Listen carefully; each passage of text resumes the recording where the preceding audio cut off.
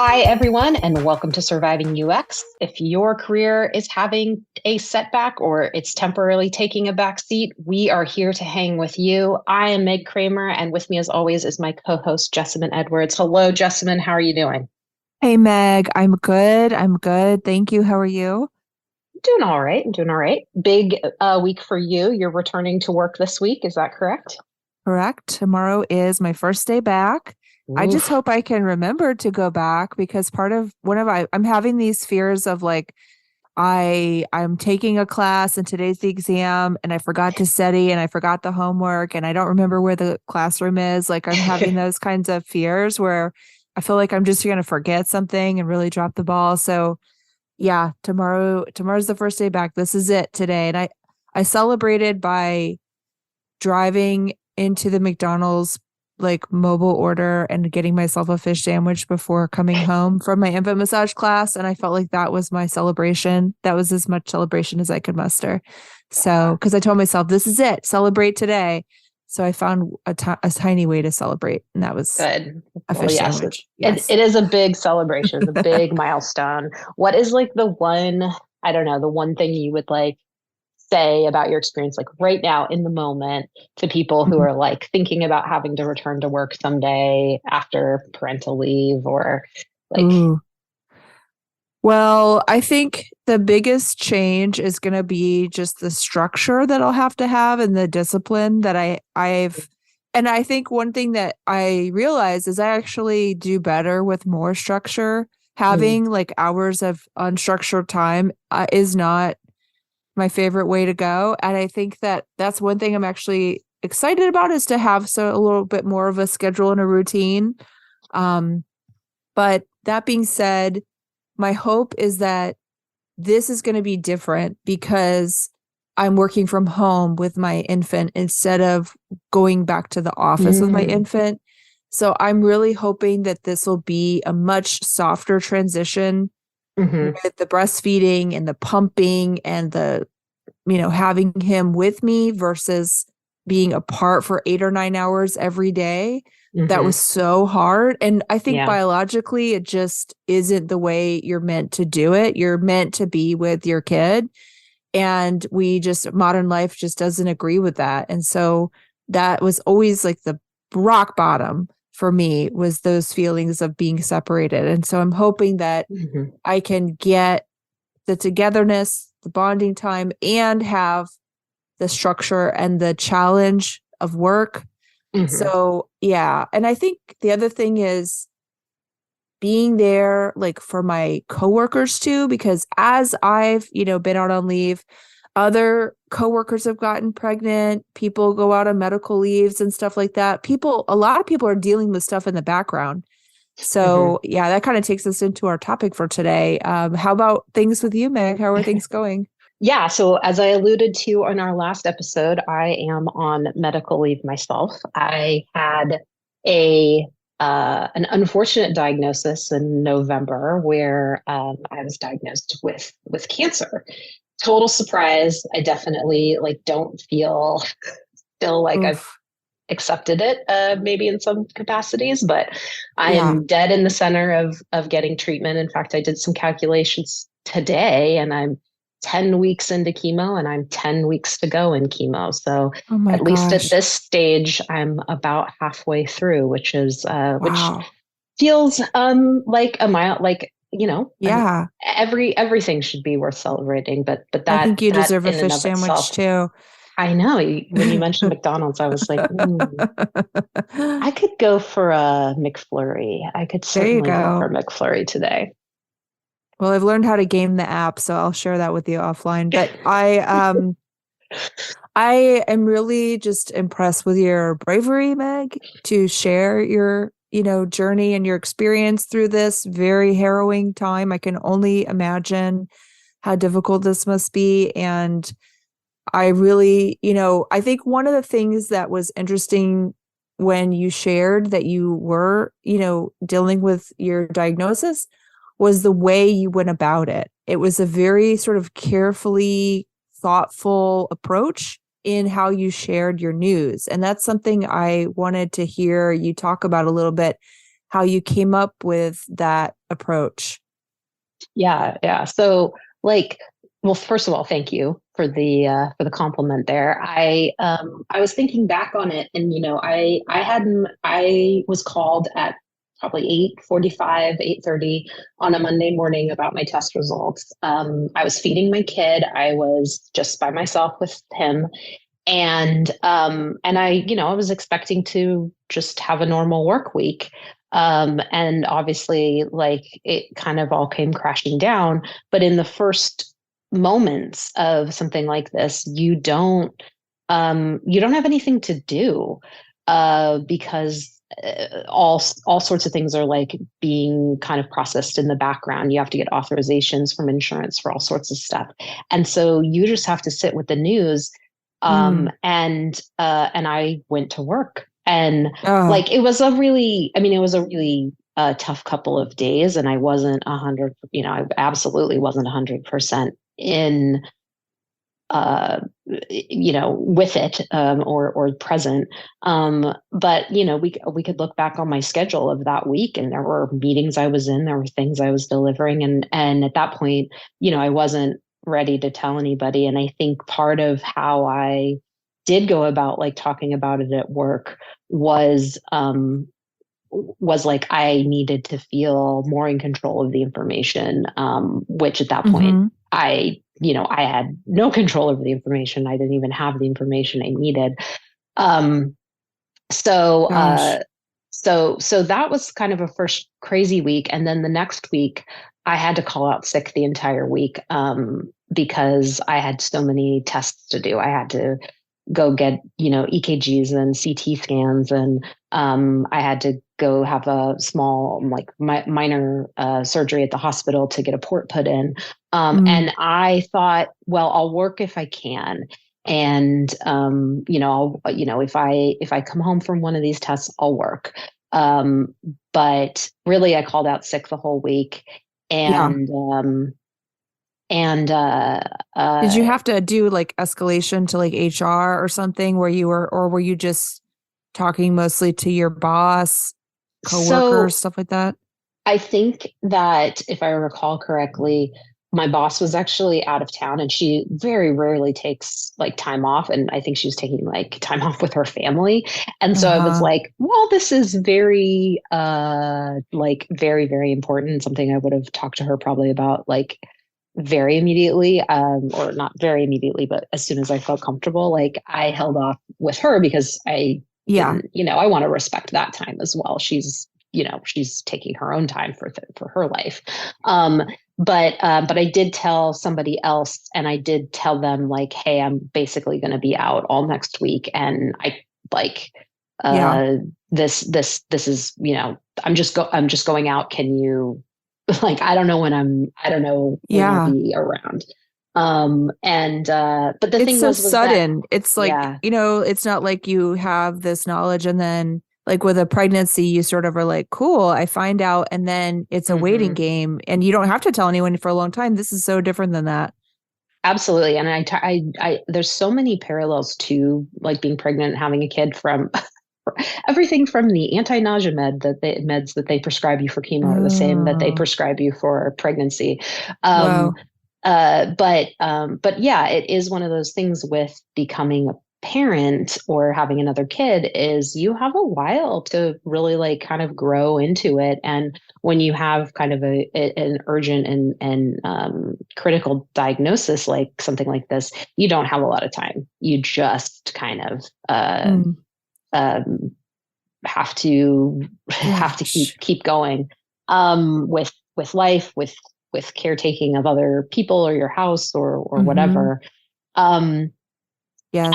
I was just going to say that after I came home from those appointments or tests that week, um, I, uh, I had a really hard time going to work. Like, I couldn't bring Yeah. myself to, um, uh, not only was it tiring, but you're thinking about test results and going through a lot of emotional stuff. And so that week, I really kind of counted myself out, which brings Mm-hmm. me to an interesting thing that I wanted to bring up and talk about on the podcast. So I went out on medical leave, a couple of weeks.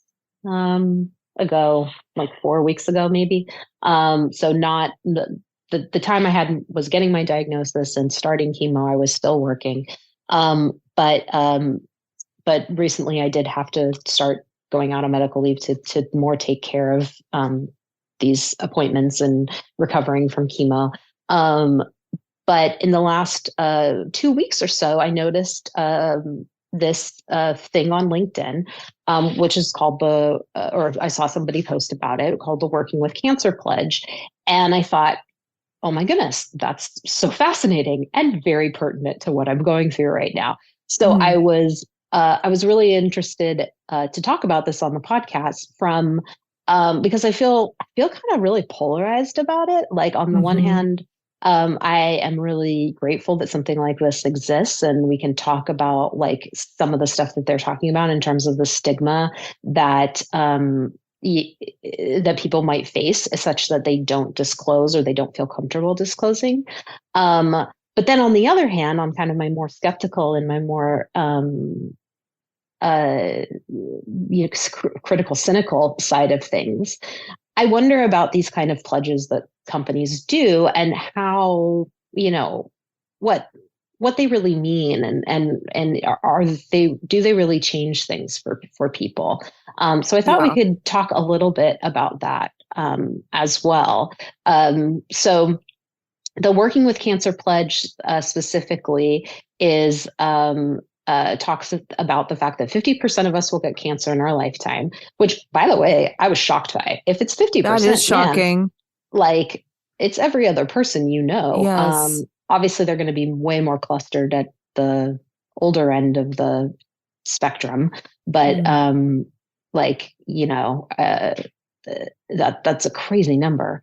And also they share that 50% of people will be afraid to share that they have cancer at their work. And so the pledge is to help build a supportive workplace for those who are living with cancer.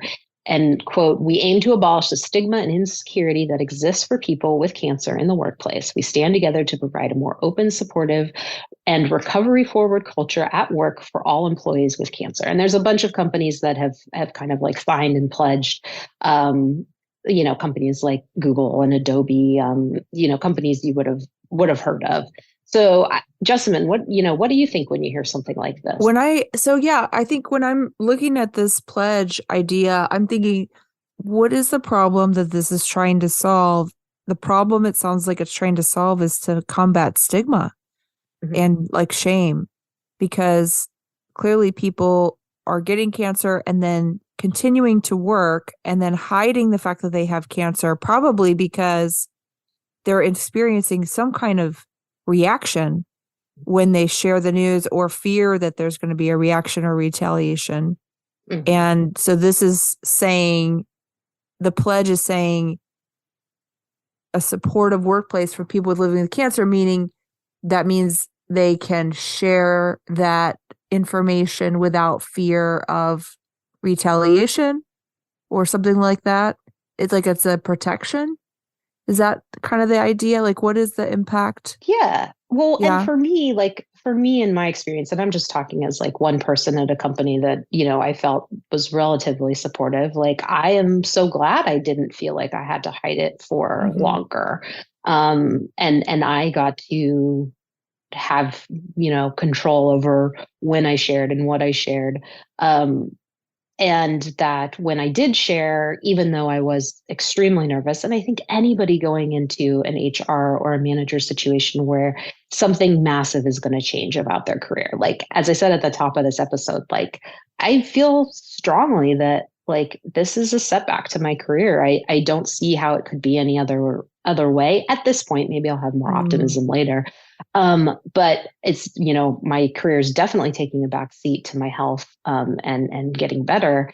And whenever you're going to drop that, on your colleagues, on your, on your, managers, on HR, like, you're going to be nervous. And so I was definitely nervous, but in my experience, it did turn out okay. And my feeling is that, like, when I read this, I'm like, oh, I didn't realize it could have been so much worse. Like I could have Mm, been in a situation where I was way, way more uncomfortable yeah. sharing and that. The other thing that I think is interesting is like the phrase working with cancer. Like in some way I see that and I'm like, does that mean like there's an expectation that people like can work or can come back to work? And so I want to like, I guess I want to leave room in the conversation around cancer Mm-hmm. for like, I think some people are not coming back. And that may Uh, like that might not be everybody's story, but like, yeah. I, so another thing I'll add is this is when I was, so I saw this on LinkedIn, thought it was interesting, thought it was a cool podcast topic. Then I did a little bit more research, and little did I know that in the Super Bowl next weekend, there's going to be an ad for this. Like there's a Super Bowl Oh, ad around this. Um, and in both of the little vignettes that they have in this very heartfelt or heartstring story, the people go back to work. oh, Um, wow. and like I don't know if it's like after everything's over or whatever, but returning to work is a big theme. Uh, Um, and uh, in that Super Bowl ad, which they have online already and people can watch it. And so I think there is a little part of me that reads that and thinks, oh, the company, how the company might benefit is like being like, hey, we we're going to make accommodations such that we can get our workforce, if maybe we're at risk of losing part of our workforce due to this, um like maybe this is a way to not do that. It does seem like on kind of a small scale, mm, but it is, so far I feel like a lot of the rhetoric is like people return to work, which is on the one hand really hopeful for me, yeah. but on the other hand kind of makes some assumptions. Right. I mean, that's the thing. I I'm wondering, in terms of like policy, is there protocol for this? And if take a medical leave, there's sort of usually like a protocol to follow for applying for leave and things like that. But Mhm. is cancer sort of treated as its own thing in terms of medical leave? I don't think so. And like, so I, again, can only speak from my experience, but I think that the companies that are more likely, and I think this is true with any pledge like this, whether it's like an environmental pledge or a diversity and inclusion pledge, it's easier for companies to sign these things and put their names down because some companies are already doing a good job and they can just make what they're already doing fit in with whatever this kind of statement says, and it's cool publicity for them that they're like, hey, we're already doing this, let's get some credit for it. Mm-hmm. But I tend to think that like the majority of the time it's companies that are already doing things or have certain benefits, certain employee uh, not just benefits but like employee resources Mm-hmm. that are able to kind of just say like, oh yeah, well we're already doing this kind of thing. Yeah. And it was interesting because in the post that my company made, it did say we are doing this pledge as to reaffirm our commitment to, and it Yeah. was it was like very explicitly like, hey, we are already doing this. Yeah. But if this spurs companies to change policies or do things differently, that's great too. I just feel like I don't see that quite as happen as much. How about you?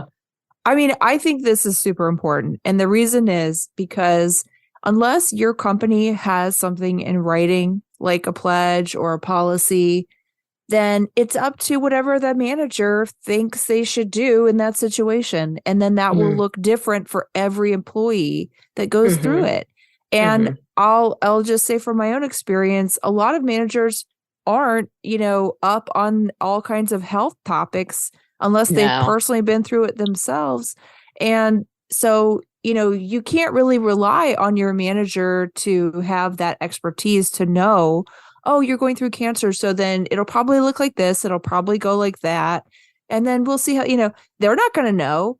And so unless they have something they can lean on in terms of their company policy or practice, best practice, they're just making it up as they go. And then they may, that's where bias and stigma can come in, because they may say, oh, well, then we're going to, take you off all your projects, or give you smaller projects, or give you no projects, or maybe we'll just add you to a list of people that we'll cut, when we do our next round of layoffs, or whatever it is, like whatever horrible things you can imagine. And with jobs where, people are, maybe there's a high, rate of attrition or something like that. I mean, people may get treated really poorly if they share their diagnosis. And so you can't really rely on individuals to have good intentions and say, oh, we'll make this as easy as possible for you. They have to have something to lean on in terms of a policy. They just, any organization needs something like this to know what is the best policy, so that they're not repeating the same mistakes that, with this high level, 50% of Americans are going to get cancer in their lifetime or whatever. Like, that's too many people to go through that for there not to be some sort of structure in place or support in place and protocols to follow, because you can't just leave it up to whichever way the wind is blowing. People just don't have that much experience.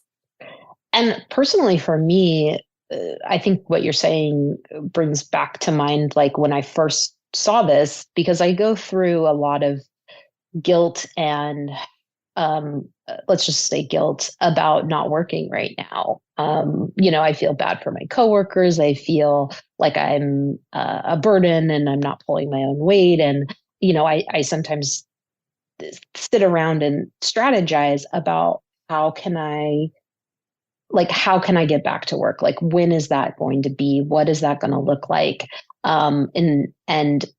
And so all the guilt and stress about that I'm experiencing, I will say that when I saw this and the fact that my company did pledge this, there was this like sense of, relief in the sense of like, you're not the only one. I'm not the only one. Yeah, that's so true. And if, when I go back to work and I will have to deal with, being out for a while and getting back up to speed and dealing with, any of those feelings of guilt, like that if something does happen that, might not be as supportive as it could have, I can kind of say like, hey guys, a couple months ago, you guys pledged this thing, and that's not, maybe that's been my experience or not been my experience, but it's nice to have it there as something to hang, hang my experience on as I navigate going back to work. So I think there is a sense of like relief in just seeing something like this out there. So, and I the 50% of cancer in 50% of people will get cancer. It was a shocking number to me for sure. Because I just don't know that many people with cancer at this stage of my life. But it does bring up the question, so why not other other conditions? And obviously this whole episode that we're having, this whole special episode of Surviving UX is about cancer. And but it's not to say that there is anything like super duper special about it, that it needs to have its own types of accommodations or people looking out for it specifically, as opposed to any other like disorder or condition.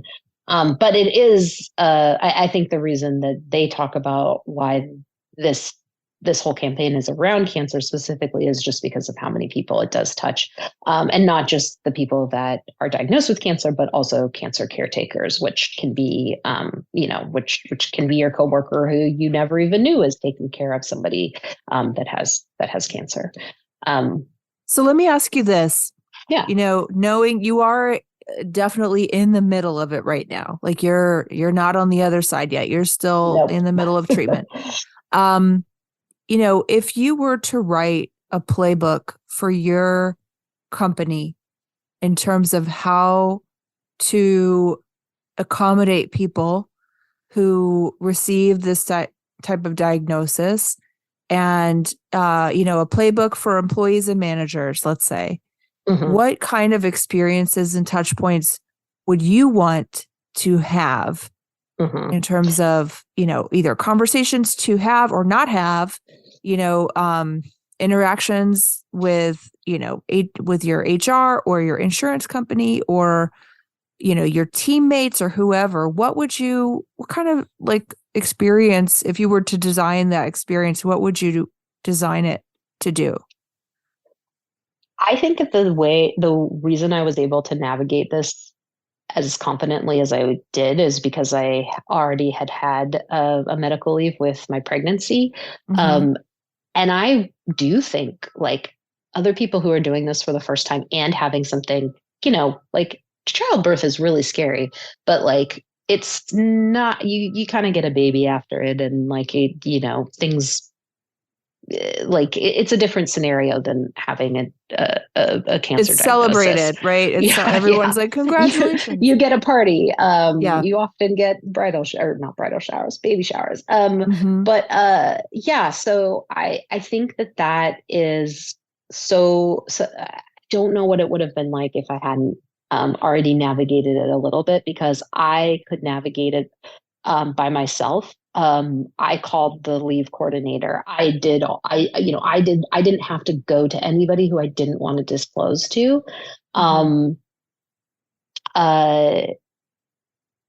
That I didn't want to disclose to, just to get information about how to get more stuff. So like, I would love to see an impartial party at any company. And these are kind of recommendations for any company, and an impartial party at any company who like really is going to help you navigate stuff without you having to do it, because this would be true for pregnancy too. You want information, but you don't necessarily want to disclose yet. And so I don't know at what have level, the information be accessible to anyone without any sort of a barrier.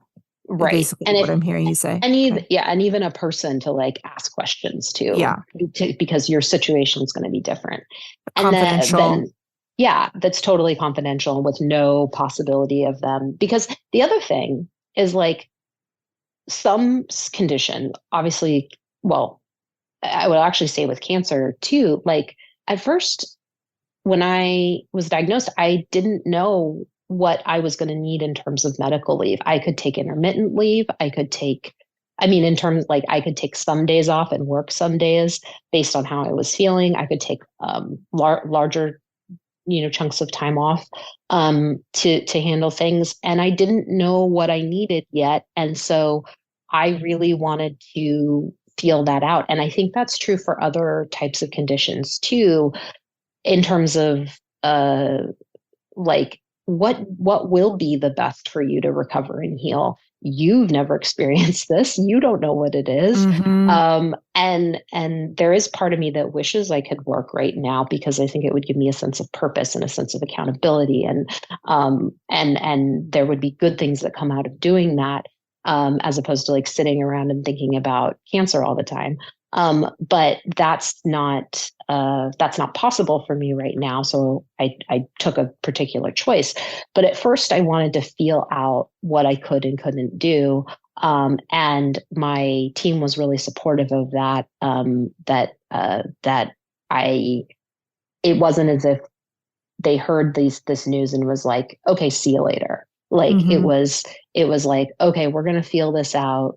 We're going to see what things are like. We're going to walk this a little bit with you, to kind of let you have a chance to see what you're capable of and what you're not capable of. And I feel like that was a good fit on both sides, because that worked well for me, but it also gave my team and my boss a little bit of time to mentally prepare for me going out on full leave, and not just mentally prepare, but start to set some structures up in place. Have like for a me transition period. Yeah.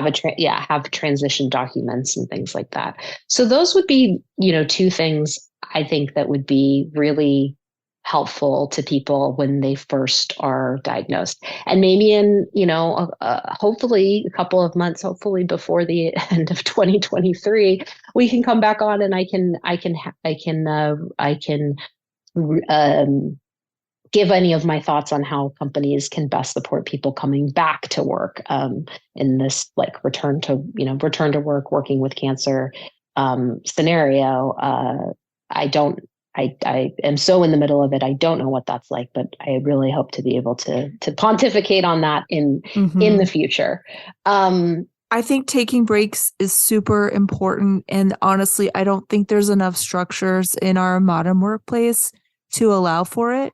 I mean, I've worked at companies where they have this concept of a sabbatical, and every 4 years you get 6 weeks off, something like that.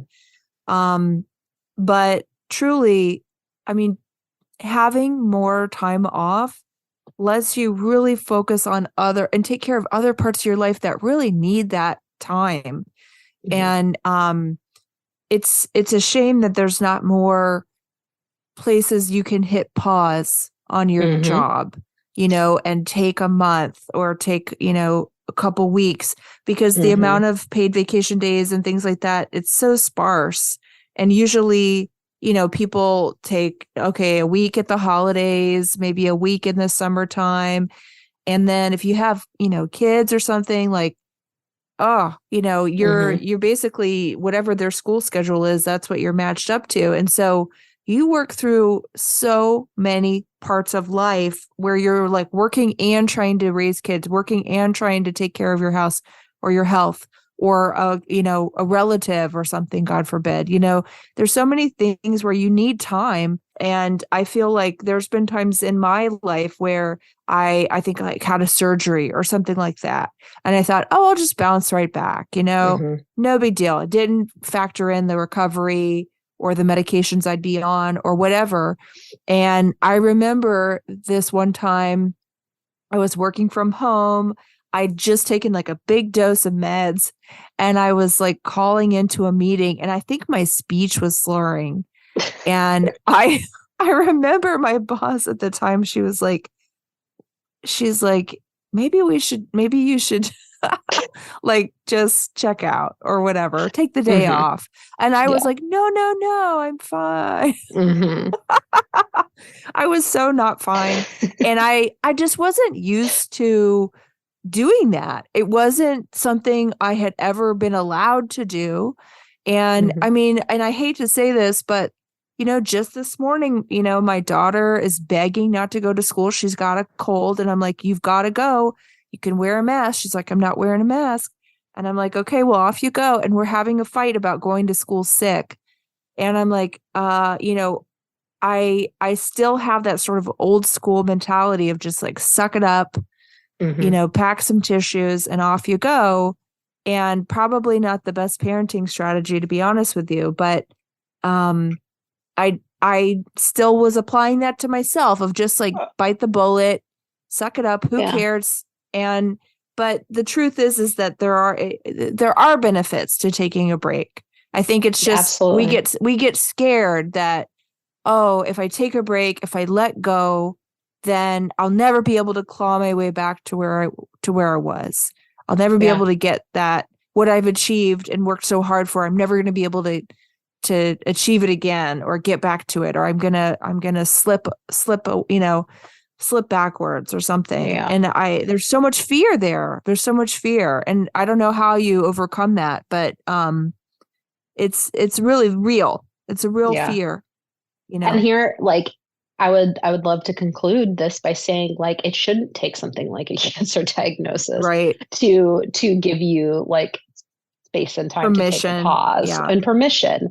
And yet I even have that quote unquote excuse, which is a terrible way of putting it.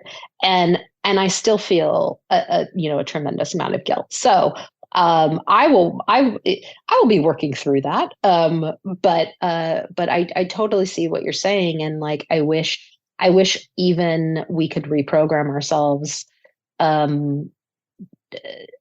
to not just to feel guilty when we have these like medical things that happen in our lives that take us out of the game for a while, but then also to move us into a state where like it's okay to just take some time when you need to take time. And I think, yeah, that's a total cultural shift. Yeah, it is. Oh, all All right, right. Meg. Well, let me ask you one last question before Okay. we wrap up. What is something we can do, your coworkers can do, your friends can do to show support? You know, in this day and age, I feel like easy to get it wrong and do things like, hey, here's some unsolicited advice. Or, hey, what about a lemon juice cleanse or whatever the heck, people come up with. What's the best way to support somebody going through something like this? Oh man, you're so right. I get a lot of pieces of advice, and I gotta be honest, like sometimes they are just totally wrong. Like I'm just like, you have no context, you have no clue. But then somebody will recommend something, and then a couple days later I'm like, at the time I'm like, you don't know what I'm going through. And then a couple days later it's like, oh, actually, you know what? A humidifier by my bed might actually be a great idea. But so I guess one thing is, like people might need to take some time to hear what you have to say, but it's also okay if they never take what you have to say. Yeah. So, just be gentle, I guess, with your friends and coworkers that are going through a hard time. If you are a direct care, like a person who's very close and doing a lot of caretaking tasks, like try to do that. What is the thing called? It's called Circle of Care, I think it's called, where like the patient is ring theory. It's called ring theory. The patient is at the center. So if you need to like vent or you're having a hard time, caretaking is super duper hard, but you got to go out to the next level of the circle, to the people who are farther away from the issue. Okay. The patient is not there to make you feel better. Unfortunately, they have just very, very little bandwidth for that. Okay. So just remember to put your caretakers in place for you as you are doing caretaking tasks for the person who is at the center of a crisis. Thanks, Meg. I think that's what I would say. And I've been shown so much support throughout all this. Couldn't do it without friends and family and coworkers that have been really supportive. And I appreciate our listeners taking the time to listen to an entire episode. I feel like this is like, like in the 90s when they would have like an episode of like Full House that was like the smoking episode, and it was like on a very special Full House. I feel like that's what this episode is. All right. Well, thank you so much, Meg. Sorry, we have a crying baby here, so I'm gonna say goodbye. Thank you. If you need advice or sympathy for your UX career, write to us at survivingux@gmail.com.